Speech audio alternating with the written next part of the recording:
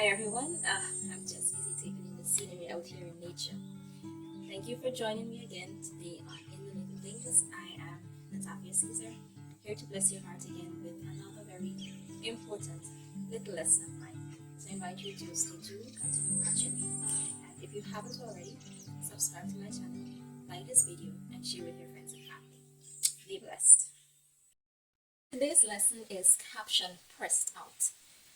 So a few years ago, I laid my uniforms out on the bed, getting ready to iron them.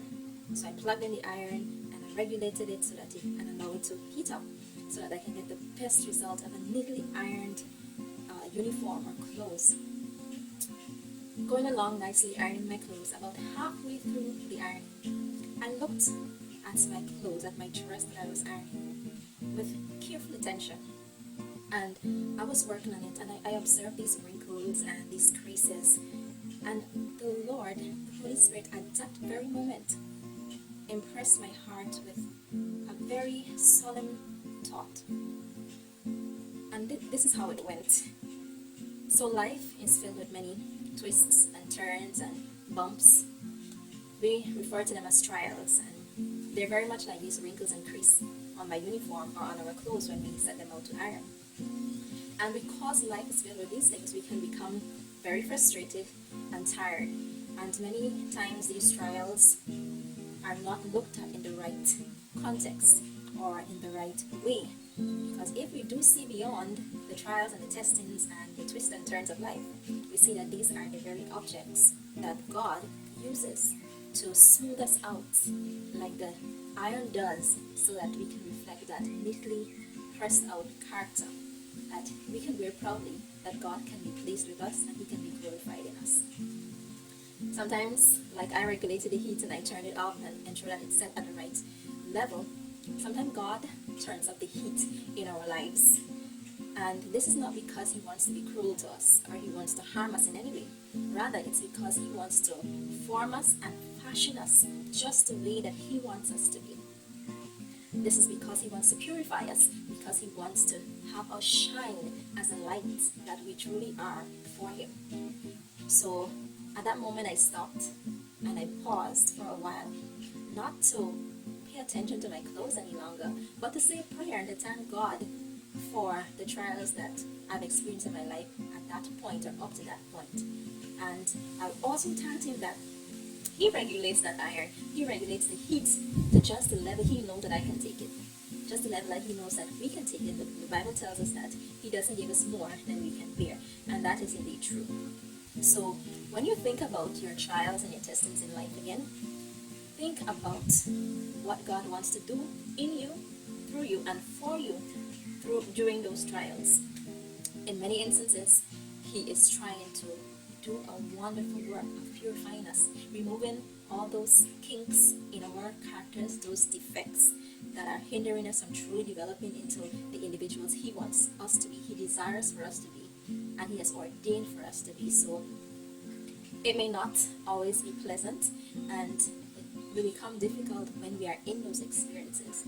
But keeping our minds on the object of these trials to purify us and make us like Christ, then we will have greater peace, we have greater joy, and we will know that the one who allows these things to come to us is with us, for He has showed us that He will never leave us or forsake us. So the lesson from my uniform, the crinkles and the creases and the wrinkles, is that God wants to press me out. He wants to press out my character that I may reflect His character. Though not pleasant in many occasions, it is for a higher purpose, and if truly appreciated, we'll receive the blessing that's in it for us. And I also thought of at that time that times before, going through difficult experiences, trials, I would have often prayed and asked God to, Lord, take me out of these troubles, out of these trials. I can't bear them, I can't deal with them, it's too much for me. And when I thought of this, my prayer changed, realizing that there's something in it for me. When I go through these trials, ultimately to make me a better individual, my prayer changed to that of, Lord, if this trial or this testing or this is what You're going to use to purify me, then help me to be strong in it. Take me through it, that I may learn the lessons that I need to learn, that I will be strengthened, and ultimately that I will shine for You, that others may see Christ in me. And so I hope that this will be a blessing to you as you think about in your past experience. You may be going through something right now that God is trying to use to purify you, to remove those effects in your characters, to develop in you the character of Christ, that you might become like Him and that you might be where He is. Trust the process. Trust the one who knows the process. Proverbs 3, 5, and 6 says that we can trust in the Lord with all our hearts and lean not on our own understanding. Many times our own understanding fails us, but we can trust God. So, whatever your situation is today, I trust that you will consider this and be blessed. Be encouraged. Take heart that God doesn't give, and He would not give you more than you can bear as long as you're walking in His path, doing His will, you're obedient to Him.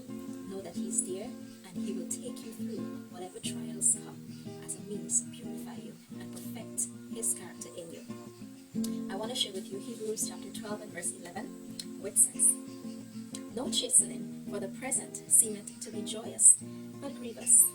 Nevertheless, afterward it yieldeth the peaceable fruit of righteousness unto them which are exercised thereby." Also in Isaiah 43 verse 2, it says, "When thou passest through the waters, I will be with thee, and through the rivers, they shall not overflow thee. When thou walkest through the fire, thou shalt not be burnt, neither shall the flame kindle upon thee." These are God's promises to us in the book of Isaiah. And blessings in the book of Hebrews is that we will reap peaceable fruit of righteousness in our lives. Be patient unto obedience. Allow God to work in you, that you can be perfect and ready to enter into eternity with God. So I trust that you are blessed by this and that God will help you and keep you through whatever difficulties